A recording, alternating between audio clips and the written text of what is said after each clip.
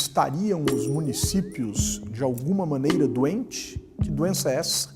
E mais importante do que isso, que remédio poderíamos dar aos nossos municípios ou à situação dos municípios brasileiros?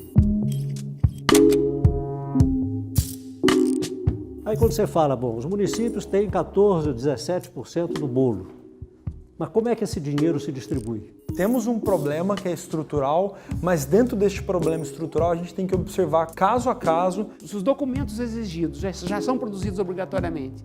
Se disponibilizar na internet é muito fácil, a pergunta é, por que isso não acontece? Que um dos primeiros problemas que a Controladoria Geral do município de São Paulo identificou foi o chamado escândalo da máfia do ISS. São 100 contratos assinados.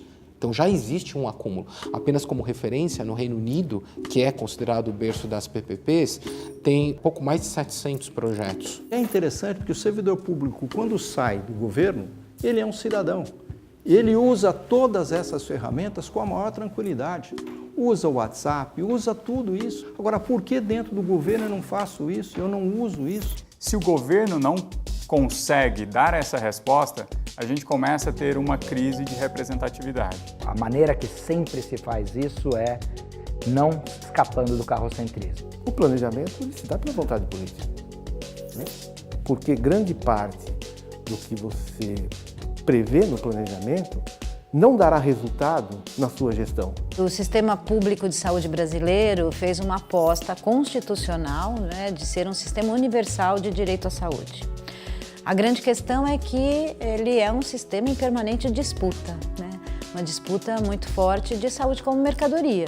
Não é mais justificado você investir em cultura por si só.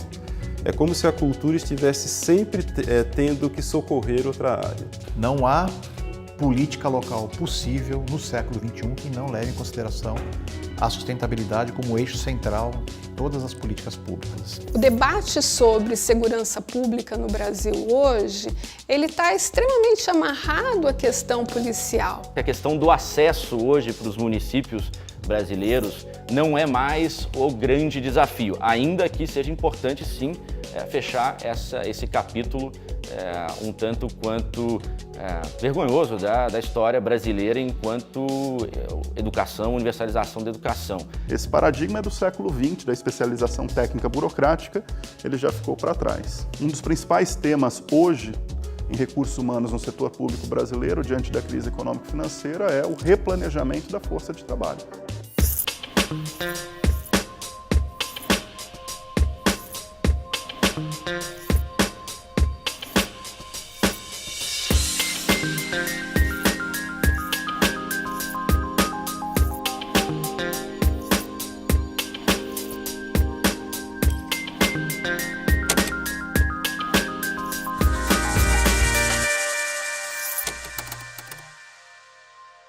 Saiu muito do âmbito teórico, né? E quando você tem a oportunidade de discutir a prática com os atores que estão na ponta, você tem uma outra dimensão da aplicabilidade dessas teorias que você aprende dentro da sala de aula. Vieram pessoas de diferentes vertentes que acreditam que os problemas podem ser enfrentados de diferentes maneiras, mesmo alguns problemas que são correlatos. A gente tinha aqui a visão do especialista, a visão nossa de estudante sendo preparado e a visão da sociedade. Então, ficava muito mais rico o debate, sai um pouco do papel e vai para o âmbito mais construtivo das ideias. Então você partir de ideias amplas e trazer isso para a realidade do município, que é onde você vai conseguir fazer diferença na vida do cidadão. As pessoas elas vivem nos municípios, né? Não no estado, não na federação, elas têm esse contato maior dentro do município.